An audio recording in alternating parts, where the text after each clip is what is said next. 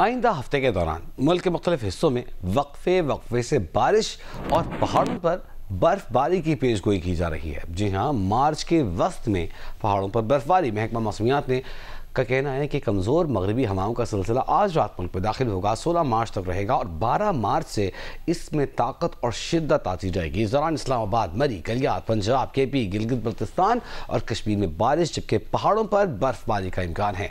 बलूचिस्तान के मुतअद्दिद इलाकों में 14 और 15 मार्च को बारिश और पहाड़ों पर बर्फबारी हो सकती है।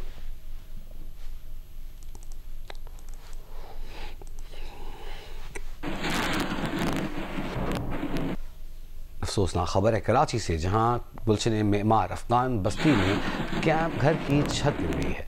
6 लड़कियां जाँ बहक हो गईं। जाँ बहक होने वाली लड़कियों की उम्रें 3 से 15 साल के दरमियान हैं। जख्मियों में 4 अफराद खातून, मर्द और 2 बच्चे भी शामिल हैं। जख्मी और जाँ बहक आपस में रिश्तेदार हैं। पुलिस के मुताबिक छत के मलबे तले 10 अफराद दब गए। 6 लड़कियां जाँ बहक हुई, जबकि 4 अफराद जख्मी हुए, जिनमें खातून, मर्द और 2 बच्चे शामिल हैं। मुतासरा घर पर लेंटर डलने की छत डली हुई थी। छत को मजबूत करने का काम जारी था। घर की छत रेत और बजरी का वजन बर्दाश्त नहीं कर सकी। जाँ बहक होने वालों में अली रज़ा और मिकाइल की फैमिली है। अली रज़ा अपने मामू मिकाइल से मिलने आया हुआ था। हादसे में अली रज़ा की 5 बेटियां और मिकाइल की 1 बेटी भी जाँ बहक हुई।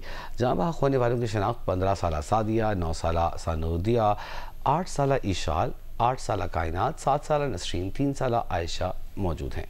जख्मियों में 37 साल नासिरा, 40 साल मिकाइल, 3 साल नोमान और 7 साल आसफ शामिल हैं।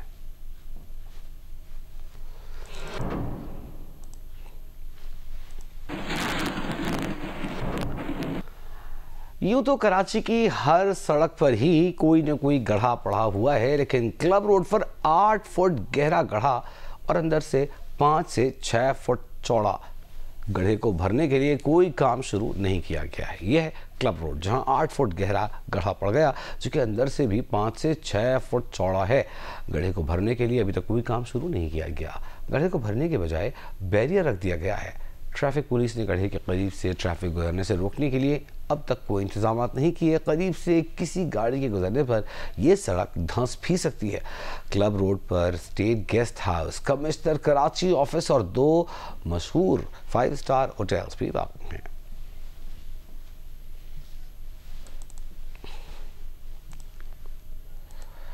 तौसा में पंजाब केपी सरहदी इलाके में पुलिस चौकी पर हमला नाकाम बना दिया गया। पुलिस के मुताबिक पुलिस की जवाबी फायरिंग पर हमलावर फरार हो गए, कोई जानी नुकसान नहीं हुआ। तौसा में पंजाब केपी सरहदी इलाके में पुलिस चौकी पर हमला नाकाम। पुलिस के मुताबिक पुलिस की जवाबी फायरिंग पर हमलावर फरार हो गए, कोई नुकसान नहीं हुआ।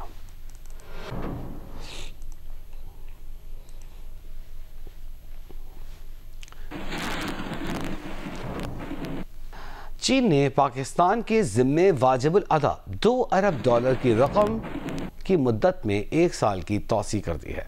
वज़ारत ख़ज़ाना ने चीन की जानिब से कर्ज अदायगी की मुद्दत में तौसी की तस्दीक कर दी। चीन के $2 अरब के कर्ज की वापसी की मुद्दत 24 मार्च को मुकम्मल हो रही थी।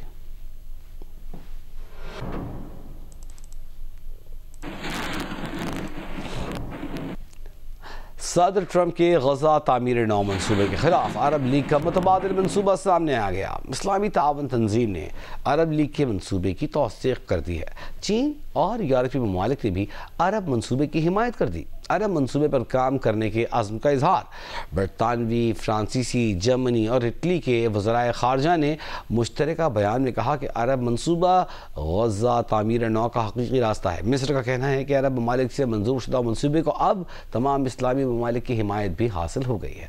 ट्रंप ने गजा के शहरियों को फ़लस्तीनियों को मिस्र या उर्दन मुंतकिल करने की तजवीज़ दी थी।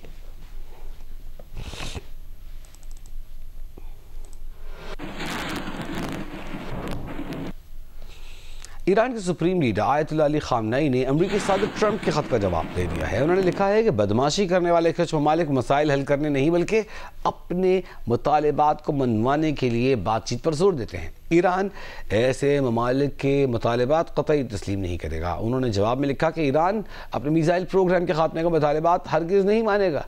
अमरीकी सदर डोनाल्ड ट्रंप ने ईरानी supreme leader Ayatollah Ali Khamenei को ख़त लिखा था और ख़त में जौहरी मुआहदे के लिए बातचीत की दावत दी थी। कहा था कि यही ईरान के हक़ में बेहतर होगा, दूसरी सूरत में हमें कुछ और करना पड़ेगा। ट्रंप ने कहा था कि वो ईरान के साथ मुआहदे पर पहुंचने को तरजीह देंगे।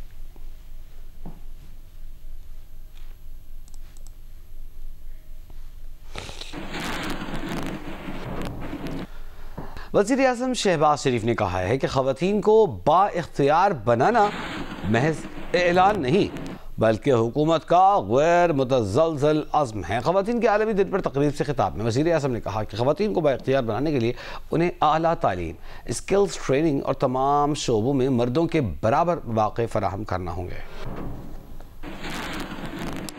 हमें मिलकर आज के दिन इस बात का अहद करना चाहिए कि ख़वातीन की एम्पावरमेंट, उनकी आला तालीम, उनकी वोकेशनल ट्रेनिंग, स्किल ट्रेनिंग, मुख्तलिफ फील्ड्स में ये अपॉर्चुनिटीज़ हम जब तक उनको बराबर मर्दों के मुकाबले मुहैया नहीं करेंगे, and this is not an announcement, it's a mission, it's a commitment, unwavering commitment of my government, that we will ensure that our female population, they are fully empowered in time to come, in collaboration with provincial governments, so that Pakistan find its high place in the community of nations। और इंशाअल्लाह ये ज़रूर होगा, लेकिन एक शर्त है, मेहनत, मेहनत और मेहनत। चमन का शहरी फैजुल्ला अपनी बेटियों की तालीम के लिए परेशान है। इलाके में सरकारी स्कूल न होने के बायस उसकी 4 बेटियां इब्तिदाई तालीम ही हासिल नहीं कर सकी हैं। देखिए नूर जमान अचकज़ई की रिपोर्ट। चमन से ताल्लुक रखने वाला फैजुल्ला 3 बेटों और 3 बेटियों का बाप है। बच्चों के बेहतर मुस्तकबिल के लिए उन्हें अच्छे स्कूलों में पढ़ाने का ख्वाब बस ख्वाब ही रह गया। इलाके में बच्चियों के लिए सरकारी स्कूल न होने के बायस बेटियां सिर्फ इब्तिदाई चंद क्लासेस ही पढ़ सकी और यूं इस घराने में तालीम का सिलसिला थम गया। मेरे 3 बेटे और बेटियां हैं। 1 साल तक निजी स्कूल में पढ़ाया, मगर मारी पिसवी की वजह से स्कूल से निकालने पड़े। सरकारी स्कूल है नहीं, अब मदरसे में पढ़ रहे हैं। चमन में बच्चों की तालीम के लिए काम करने वाले इदारे यूनिसेफ के जिली सरबराह जमील खान काकड़ कहते हैं कि चमन में 17,000 बच्चे ऐसे हैं जो स्कूल नहीं जाते, जिनमें 7,000 बच्चियां शामिल हैं। स्कूलों से दूरी की बड़ी वजूहात में गुर्बत, नाख्वानदा वालिदैन, स्कूलों की कमी, फीमेल टीचर्स का न होना, 4 दीवारी और वॉशरूम जैसी बुनियादी सहूलियात की कमी शामिल है। 56 ऐसे स्कूल थे जो चमन में, जो गर्ल्स स्कूल थे जो बंद थे। 32 स्कूल रीओपन हुए हैं। 2024 में हमारे जो आउट ऑफ स्कूल चिल्ड्रन थे वो 71% ऐसे थे बच्चे जो हम रीइंटर नहीं कर पाए बच्चों को। हमारे पास एक टारगेट है कोई 7,000। 4 दीवारी जो है 80% स्कूलों में 4 दीवारी नहीं है। अब स्कूल में जब लेटरिन नहीं होता, वालिदैन जो है वो अपने बच्चों को स्कूल भेजने से थोड़ा सा घबराते हैं। किसी भी माशरे की तरक्की में बच्चियों और खवातीन का पढ़ा लिखा और बाशऊर होना निहायत जरूरी है। नूरजमान अचकज़ई, जियो न्यूज़, चमन। उधर आज़ाद कश्मीर में वालिदैन बच्चियों की तालीम पर खुसूसी तवज्जो देते हैं। देखिए आरिफ उल्फी की रिपोर्ट। आज़ाद कश्मीर में शरह ख्वानगी पाकिस्तान की निस्बत कहीं ज्यादा है। मुश्किल तरीन हालात में भी यहाँ के लोग तालीम हासिल करने में कोताही नहीं करते। मौसमों की शिद्दत हो या लाइन ऑफ कंट्रोल पर गोलाबारी और फायरिंग, तालीम और ताल्लुम का सिलसिला जारी रहता है। हमारी आँख ही खुलती थी गोलों की और बारूद की घनगरज से, और वो जो एक तासर है बारूद का, बारूद की जो बदबू है वो अभी तक हमारे जहन पे जैसे नक्श है। और इतनी मुश्किल सूरत हाल हुआ करती थी कि स्कूल में बैठे हुए हैं और अचानक बमबारी शुरू हो जाए, या स्कूल जा रहे हैं और रास्ते में बमबारी शुरू हो जाए, तो काफ़ी मुश्किल सूरत हाल होती थी। लेकिन और आज मैं नेस्ट यूनिवर्सिटी से PhD कर रही हूँ पीस एंड कॉन्फ्लिक्ट स्टडीज़ में। आज़ाद कश्मीर के दही इलाकों में कुल आबादी का 82% आबाद है, जिनमें खवातीन की तादाद का तनासुब 51% है।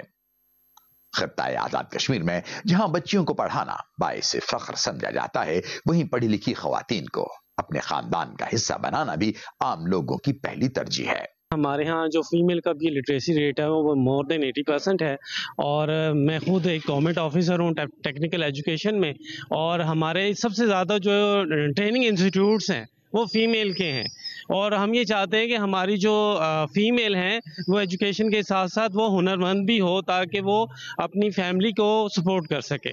आजाद कश्मीर में सेक्रेटरी हुकूमत समेत एडिशनल चीफ सेक्रेटरी और दीगर कई आला ओहदों पर खवातीन तैनात हैं जो बेहतरीन खिदमात सर अंजाम दे रही हैं।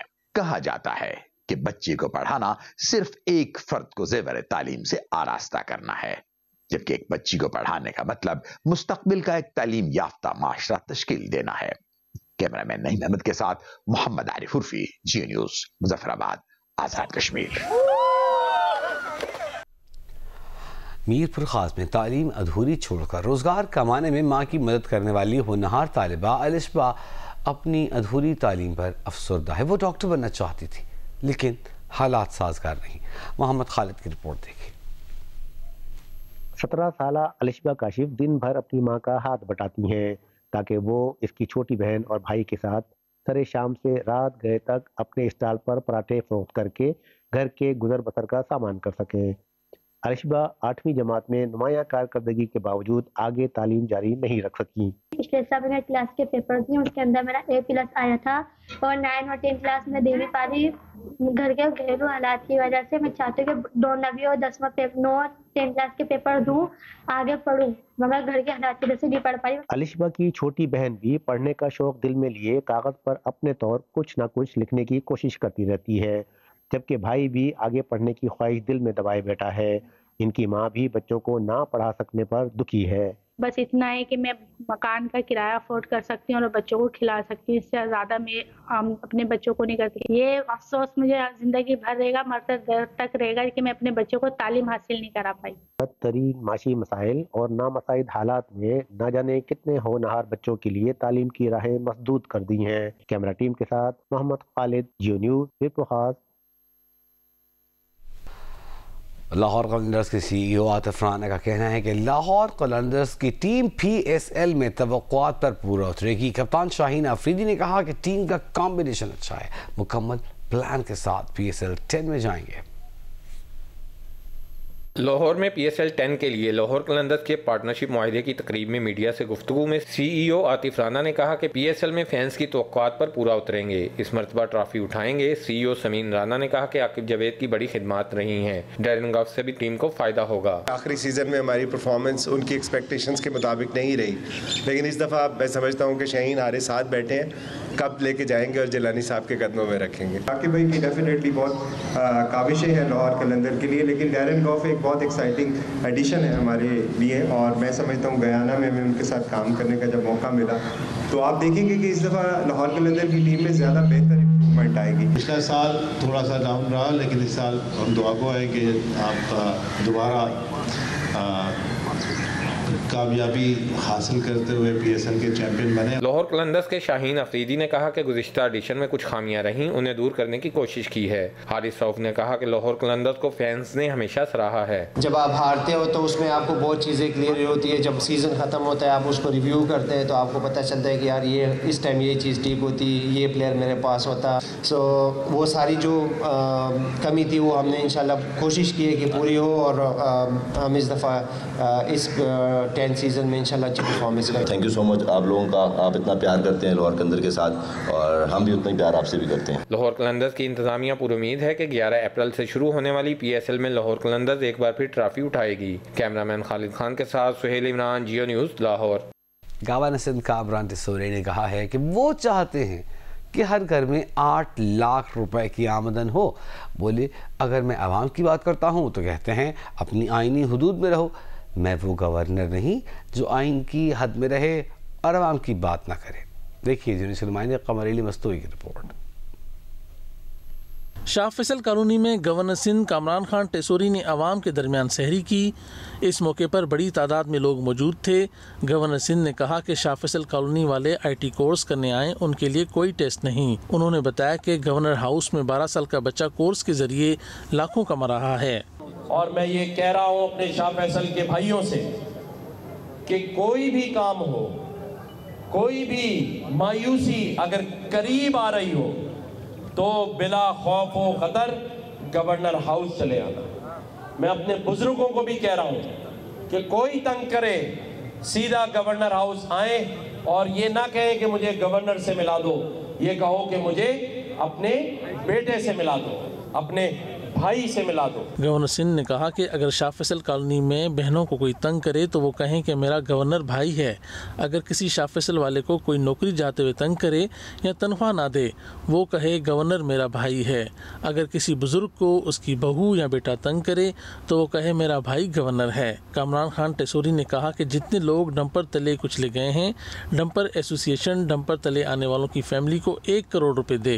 डंपर एसोसिएशन को मैं ये कहूँगा कि अब तक जितने लोग डंपर तले कुचले जा चुके हैं, उनके मालकान अपने डंपर बेचे, अपना घर बेचे और उसका मुआवजा लेकर उसके घर जाएं, उसके घर वालों से माफी मांगे और हर एक को 1-1 करोड़ रुपए जाके दें। ये नहीं चलेगा कि मारकर ड्राइवर भाग गया और पुलिस FIR लेकर उसके बाद उसको बंद कर दे और वो फिर कहीं दूसरे शहर में नया डंपर चला रहा है। गवर्नर सिंह ने कहा कि हम इस शहर के लोगों में क्लाशनकोफ नहीं, कलम देना चाहते हैं। कैमरामैन फहद बिन समी के साथ कमर अली मस्तोई, जियो न्यूज़, कराची। पंजाब हुकूमत के दावों के बावजूद मुल्तान में एकम रमज़ान मुबारक से अब तक फलों की कीमतों में 150% तक इजाफा रिकॉर्ड किया जा रहा है। रमज़ान सहूलत बाजार भी शहर से बाहर होने के बायस अक्सर शहरी इस सहूलत से फ़ायदा नहीं उठा पा रहे। जौलत नदीम मज़ीद बता रहे हैं।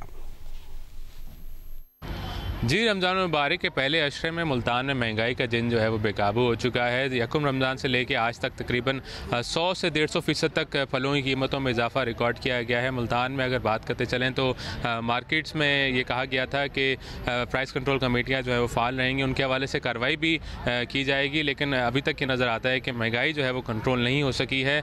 जबकि मुल्तान में जो एक सहूलत बाज़ार बनाया गया है, रमज़ान सहूलत बाज़ार, वो कि शहर से काफ़ी दूर है और शहरियों को बहुत दूर तक सफ़र करके आना पड़ता है यहाँ पे ख़रीदारी करने के लिए, जिसकी वजह से ये भी एक बहुत बड़ी मुश्किल है उनके लिए। और शहरों की जानिब से ये भी कहा गया है कि अगर शहर के वस्त में रमज़ान सहूलत बाज़ार बनाया जाता तो उनके लिए काफ़ी आसानी हो जाती। हमने समझा कि ये सस्ता बाज़ार है, यहाँ से कुछ चीज़ें लेंगे। यहाँ आए हैं सिर्फ अल्हम्दुलिल्लाह गोश्त से मिला है, गोश्त का म्यार भी अच्छा था और रेट भी सही था। बाकी जो चीज़ें वैसी की वैसी मिल रही है। यहाँ जो गोश्त का है तकरीबन उसमें फ़र्क है, काफ़ी अच्छा है, वो बेहतर है, लेकिन ये जो फल फ्रूट वगैरह इनके कोई कीमतों में कमी नहीं है। ज़िला इंतज़ामिया की जो कार्रवाइयाँ हैं वो इस हवाले से जारी हैं। तकरीबन 88 गिरा फरोशों को जो है वो गिरफ्तार किया गया है, जबकि 7 दुकानें जो है सरबमहर कर दी गई, जबकि 4 के खिलाफ जो है मुकदमात भी दर्ज किए गए। इसी के साथ ज़िले भर में अगर बात की जाए तो 12,000 के करीब जो हैं वो मुकदमात भी दर्ज किए गए हैं और तकरीबन 1,28,000 के करीब जो है वो जुर्माना भी किया गया है। इस वक्त कार्रवाइयाँ जारी हैं, लेकिन महंगाई जो है वो कंट्रोल होते हुए नज़र नहीं आ रही। जी, बहुत शुक्रिया जौदत आपका। ठट्टा की सबसे बड़ी मंडी में टमाटर की बम्पर फसल तो पहुंच गई है, लेकिन खरीदार न होने के बायस आबादगार शदीद परेशानी से दो चार है। सूरत हाल बता रहे हैं शाहिद सिद्दीकी। जी, मैं इस वक्त ठट्टा की टमाटर मंडी के अंदर मौजूद हूँ। इस मंडी के अंदर ठट्टा के गिरदो नवा के इलाकों से बड़ी तादाद में टमाटर लाया जा रहा है, लेकिन यहाँ पर आबादगार समेत जो है तमाम अफराद जो है शदीद परेशानी से दो चार हैं।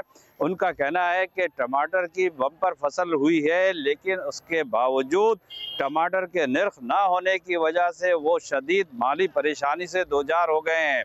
उन्होंने लाखों रुपए खर्च करके जो है टमाटर की फसल तैयार की थी, लेकिन जब टमाटर मार्केट में आया तो इसके रेट नहीं है। इस वक्त 65 किलो का गार्डर जो है वो 300 से 400 रुपए में जा रहा है, जिसकी वजह से उनका खर्चा भी पूरा नहीं हो रहा है।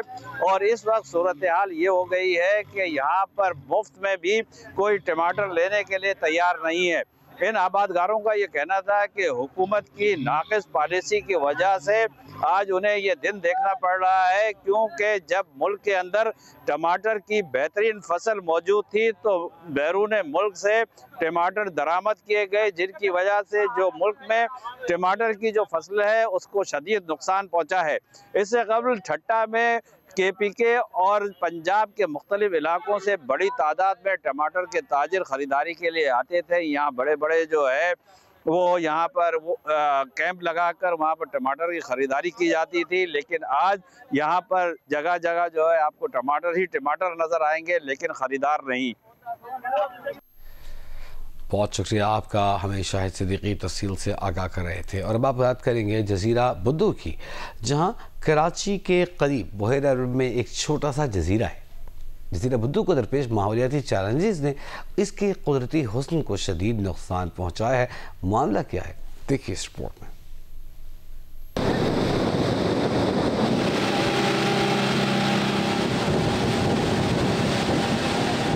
कराची के साहिली जज़ायर जो कभी कुदरती हुस्न और सुकून का गहवारा थे, आज प्लास्टिक और तिब्बी फुजले के ढेर में तब्दील हो रहे हैं।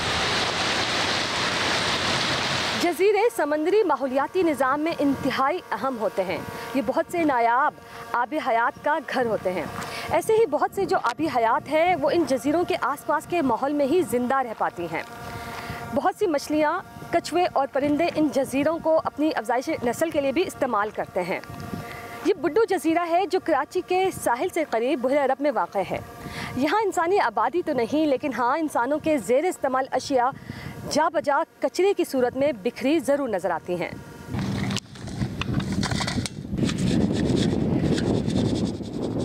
हमारे पीछे जो है वो इब्राहिम हैदरी है, रेरी गोट, लट बस्ती और बाकी शहर। तो ये सारा कचरा जो है ये शहर से ही आता है और हमने हर किस्म का कचरे को अलग रखा है क्योंकि इसमें से कुछ रिसाइकिल भी हो सकता है। देखा है कि यहाँ पे जूतियाँ बहुत सारी हैं, शीशे की बोतलें बहुत हैं। सबसे ज़्यादा मिकदार में हमें वो स्टायरोफोम नज़र आया है। स्टायरो तो ये भी आप समझें फ़िशिंग गेयर ही होता है। जाल भी हैं, ये जाल बहुत ख़तरनाक होता है समंदरी मखलूक के लिए, ख़ास तौर पे जो मेडिकल वेस्ट है, मतलब आप समझें खून की शीशियाँ तक हमें यहाँ पे मिली हैं और इसमें सिरिंज भी लगा हुआ है। तो ये तो इंतहाई ख़तरनाक हैज़र्डस वेस्ट है। अब आप अगर इधर नंगे पैर चलें तो आप सोचें आप कितना ख़तरा है। दुनिया भर में तकरीबन 5 मिलियन से ज़्यादा लोग सालाना मेडिकल वेस्ट से मुतासिर होते हैं और अपनी जान गंवा बैठते हैं। तकरीबन 2.5 लाख टन से ज़्यादा मेडिकल फुजला पाकिस्तान में बनता है, जिसका प्रॉपर ठिकाने लगाना बहुत ज़रूरी है। मेडिकल वेस्ट से बहुत सारी बीमारियां फैलती है, जिसमें hepatitis B, HIV, hepatitis C। यहाँ पे ये जो वेस्ट जनरेट होता है उसी जगह पे इसको सेग्रीगेट करना चाहिए और जो इन्फेक्शियस वेस्ट है उसको प्रॉपर तरीके से साइंसी बुनियादों पे ठिकाने लगाना चाहिए। माहिरीन के मुताबिक हमें सिंगल यूज़ प्लास्टिक के इस्तेमाल को तर्क करना होगा। हमें रिसाइकलिंग और चीज़ों के दोबारा इस्तेमाल की हिकमत अमली को अपनाना होगा ताकि कचरे की मिकदार को कम से कम किया जा सके और कुदरती वसाइल का तहफ़्फ़ुज़ मुमकिन बनाया जा सके। WWF पाकिस्तान के मुताबिक प्लास्टिक वक्त के साथ टूट कर नहायत बारीक ज़र्रात यानी माइक्रो प्लास्टिक में तब्दील हो जाता है, जो इंसानों समेत आबी हयात के लिए ज़हर कातिल साबित होता है। 3 हफ्तों तक ये नौजवान कुदरती हुस्न को बचाने की जिद्दोजहद इस जजीरे से कचरा चुनकर करते रहे। जब कई थैले भर गए तो ये कचरा इब्राहिम हैदरी में सॉलिड वेस्ट मैनेजमेंट के हवाले इस उम्मीद पर किया गया कि फिर किसी साहिल या समंदर की जीनत नहीं बनेगा। ये सिर्फ सफाई की नहीं, जिम्मेदारी की कहानी है, ऐसी जिम्मेदारी जो हम सब पर आयद होती है। कैमरामैन सरवर रजा के साथ उनीबा जमीर शाह, जियो न्यूज़, कराची।